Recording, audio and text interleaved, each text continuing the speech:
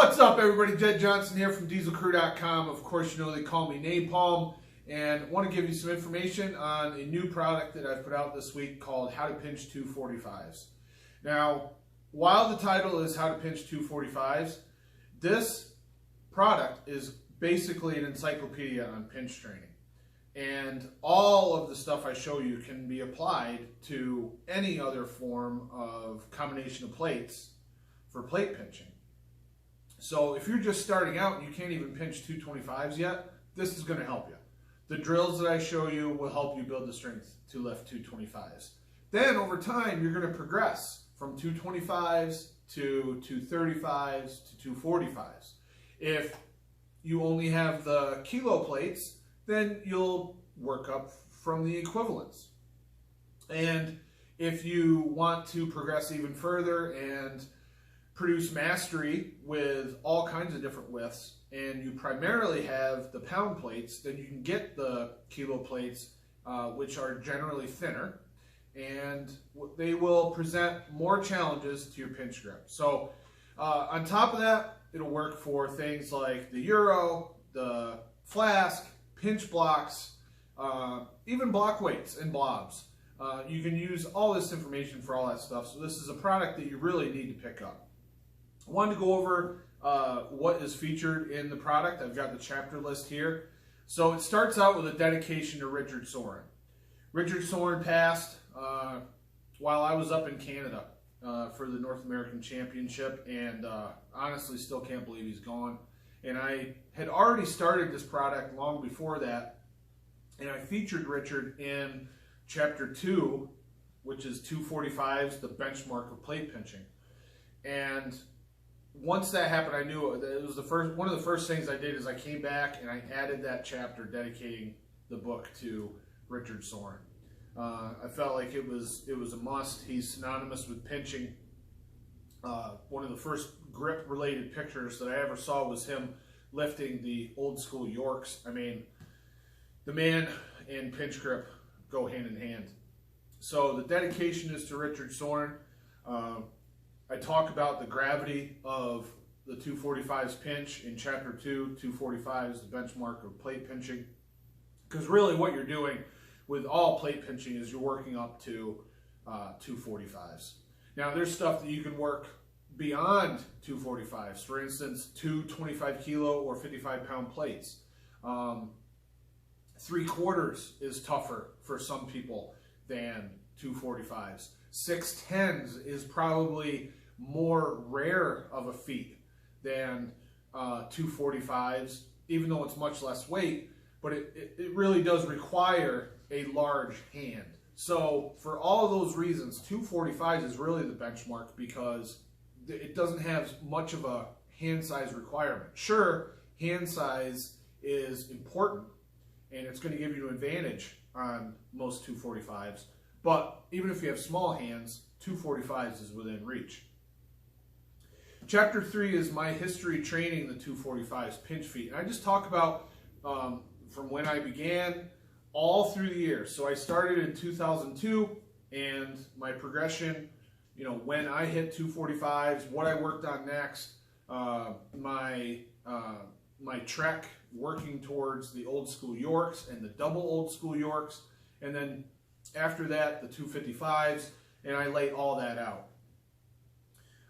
I put in a section of important terms because what I found was, as I was writing this, I really put my strength coach hat on, and I was using terms that were related to the strength conditioning industry, and I didn't want to get anybody lost, so I just went back and some of those key terms I just built into their own chapter to help explain what those meant. Next was choosing the right plates and plate variables, because I got a lot of questions when I first started writing this product. I asked for questions, and I got a lot of questions about the different plates that are out there. So while I included a Q&A section at the end of the book, I felt this was important enough to cover on its own. So I talk about finding smooth-sided plates, which are not in every gym anymore. Trying to find plates that match up well, trying to judge the surface of the plates, judging the bevel of the plates, how thickness will dictate your success with the plates. The variation in the weight of plates, and even the inside rims and how they vary can have an effect on how successful you'll be and how fast you'll be successful at pinching 245s. Now we get into the meat and potatoes of the ebook. The next chapter is proper plate pinch technique, and I lay out exactly what I feel is the proper technique for plate pinching. There is a way that most people think you should do it with your body, your arms, etc.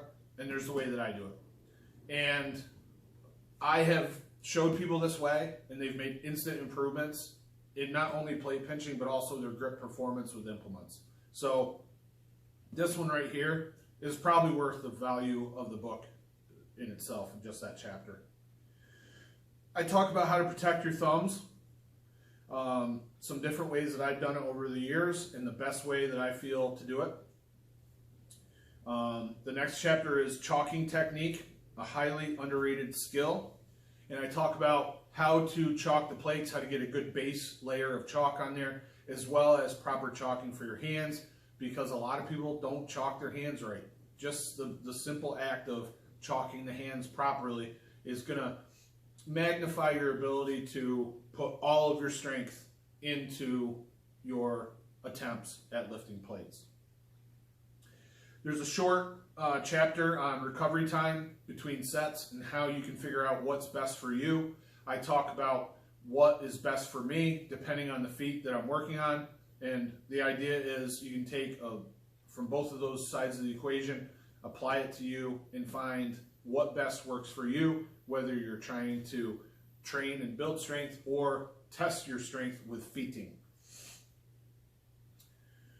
Now, this is kind of the exercise index portion of the book, and I've broken it up into several chapters. First off, progression methods, ways that you can work up from 225s up to 245s and beyond. Then I go into deloading and assistance methods. This, I feel, is probably the most important chapter as far as the training drills, exercises, and different movements. And it really is going to be powerful for you, because the more that you can get the actual implements in your hand that you're trying to lift, the quicker you're going to be successful in lifting the plates. In the training drills section, it's about 15 pages long, and I think I pointed out 8 or 10 different types of negatives, just negatives. So there's more in this section than just negatives, but there's like 8 or 10 different types of negatives that I defined that you can put into your training. And you can sprinkle these in for a couple weeks here and there, change them up when you want. You can do a different one every week, and you get that stimulus where you're getting time under tension and specific work on the implements that you're trying to lift. I give you some cross-training methods, some tools out there that I feel are good for working for plate pinching. I even cover other ones that people have suggested in the past that I feel are not quite as good, so you might want to steer away from. I put in a section called Other 245s Feats. And what that is ways that once you lift 245s, it'll give you an option. It'll give you some options of things that you can work on to work beyond that. So what I've been guilty of in the past is once I perform a feat, I'll usually just transition into working the next feat. And the problem is I don't develop like this overwhelming mastery. So in the last couple of years, I have started to do this. I've started working more combinations. I've started taking things to the next level with longer holds and doing different stunts with the feats. But for a long time, it was just boom, I get this one, boom, let's go to that one, boom, it's the next one. So I think there's value in not only maintaining your level of strength on that feat so that you can do it all the time, but then also making that easier by pushing yourself beyond just the base level performance of that feat.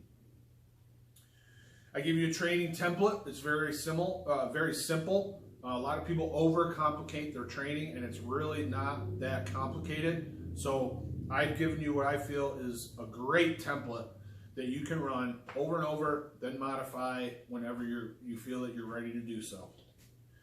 And something that I did in this ebook that I've never done before, as far as I recall, is a Q&A section. So when, like I said earlier, when I first started this project, I put an email out to my subscribers. I asked for questions.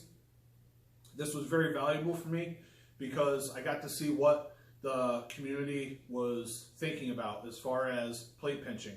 And as far as I recall, every single question that I received, I answered in this manual. So there's just shy of 20 pages of Q&A in this ebook.